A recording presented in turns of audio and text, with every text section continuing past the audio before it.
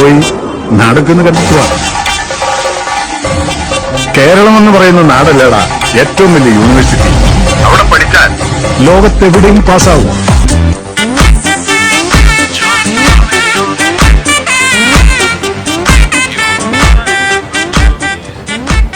Boarding എല്ലാം കഴിഞ്ഞു. Flight on time ആയിരുന്നു. വേറെ ഫ്ലൈറ്റിൽ കയറി വെൽക്കം ഡ്രിങ്ക് ആപ്പിൾ ജ്യൂസ് ഒക്കെ കുടിച്ചിരുന്നപ്പോഴത്തേക്കും അവർ മെയിൻ കോഴ്സ് ഡിന്നർ കൊണ്ടുവന്നു. ഞാൻ ഫിഷ് ഐറ്റംസ് ആയിരുന്നു ഓർഡർ ചെയ്തത്. പ്രോൺസ്, റൈസ്, ഡെസേർട്ട്, കോഫി അങ്ങനെയുള്ളൊരു മെനു ആയിരുന്നു. അങ്ങനെ മഞ്ഞൾ ബോയ്സ് കണ്ട് നല്ല ആസ്വദിച്ചാണ് എൻ്റെ ഫുഡ് ഫിനിഷാക്കി. അവിടെ സുഭാഷ് കുഴി വീഴുന്നതിന് മുന്നേ തന്നെ ഞാൻ എൻ്റെ ഫുഡെല്ലാം ഫിനിഷാക്കി. ബാക്കി പടവും കണ്ടുകൊണ്ടിരുന്നു.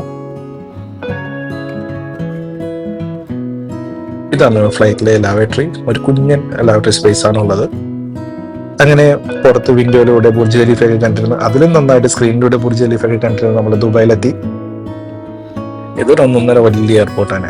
അങ്ങനെ സെയിം ടെർമിനലിൽ തന്നെ അടുത്ത ഗേറ്റ്സിലേക്കാണ് പോകേണ്ടത്. ഇവിടെ ഒരു ഹാഫ് അവർ ട്രാവൽ ഉണ്ട്, അതിന്റെ ട്രെയിൻ ഉണ്ട്. അങ്ങനെ ട്രെയിനിൽ കയറി നേരെ നമ്മുടെ അടുത്ത അടുത്ത ഗേറ്റിലേക്ക് പോവാണ്.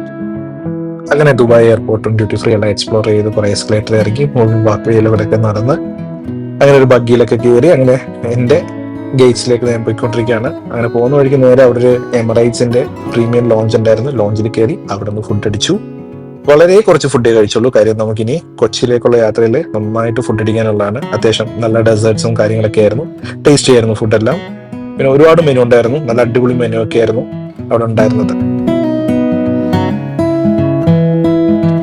ദുബായിലെ 3 hour ലേവർ കഴിഞ്ഞ് കൊച്ചിയിലേക്കുള്ള നെക്സ്റ്റ് ഫ്ലൈറ്റിൽ കയറി. ഇതൊരു അടിപൊളി പ്രീമിയം അവരുടെ ഒരു ന്യൂ ബിസിനസ് ക്ലാസ് ആയിരുന്നു. നമ്മൾ നേരത്തെ വന്ന ഫ്ലൈറ്റ് പോലെയല്ല, ഒരുപാട് ഡിഫറെന്റ് ആയിരുന്നു. ഞാൻ ഫോട്ടോസിലൊക്കെ കണ്ട ഒരു ബിസിനസ് ക്ലാസ് ഇത് തന്നെയായിരുന്നു. കേരളത്തിലേക്കുള്ള ഫ്ലൈറ്റ് തന്നെ ആയതുകൊണ്ട് അത്യാവശ്യം മെനു എല്ലാം ഇംഗ്ലീഷിലും മലയാളത്തിലും എല്ലാ ലാംഗ്വേജസിലും ഉണ്ടായിരുന്നു. നേരെ മെനു നോക്കി ഫുഡ് ഓർഡർ ചെയ്തു. നമ്മുടെ ഫുഡ് എത്തി.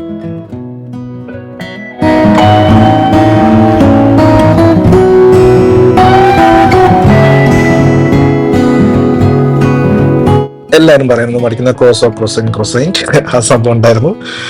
കട്ട് ഫുഡ്സ് ഉണ്ടായിരുന്നു, ചീസ് ഓംലെറ്റ് ഉണ്ടായിരുന്നു, പൊട്ടാറ്റോ വെജസ് ഉണ്ടായിരുന്നു, ചിക്കൻ സോസേജ് ഉണ്ടായിരുന്നു, മഷ്റൂം ഉണ്ടായിരുന്നു, പിന്നെ lemon, then yoghurt, jam, bread, പിന്നെ ജ്യൂസ്, അങ്ങനെ ഒരുപാട് ഐറ്റംസ് ഉണ്ടായിരുന്നു. നല്ല അടിപൊളി ഫുഡായിരുന്നു.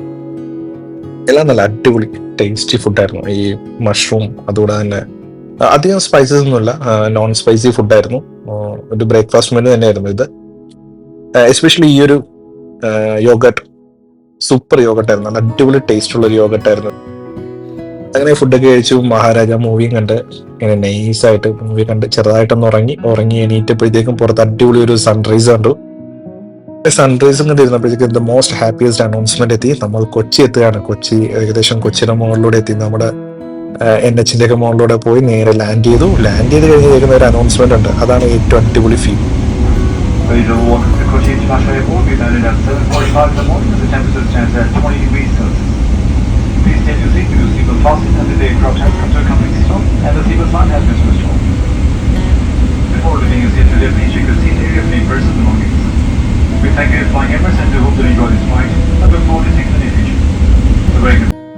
ലാൻഡ് ചെയ്തൊരു 10 minutes തന്നെ എൻ്റെ ഇമിഗ്രേഷനും ബാഗേജ് കളക്ഷൻ എല്ലാം കഴിഞ്ഞു. ഞാൻ നേരെ പുറത്തേക്ക് വളരെ പെട്ടെന്ന് എല്ലാം കഴിഞ്ഞ് പുറത്തിറങ്ങിയത് വളരെ നല്ലൊരു പോസ്റ്റ് ഇട്ടാനായിട്ടായിരുന്നു. എൻ്റെ ഏറ്റവും അടിപൊളിയായിട്ടുള്ള എൻ്റെ ചങ്കുകൾ എത്തിയത് ഏകദേശം 1 മണിക്കൂർ കഴിഞ്ഞിട്ടാണ്. പിന്നെ ഇത് ഒരു പുതിയ കാര്യമല്ല, അവന്മാർക്ക് ഇതൊരു പതിവാണ്.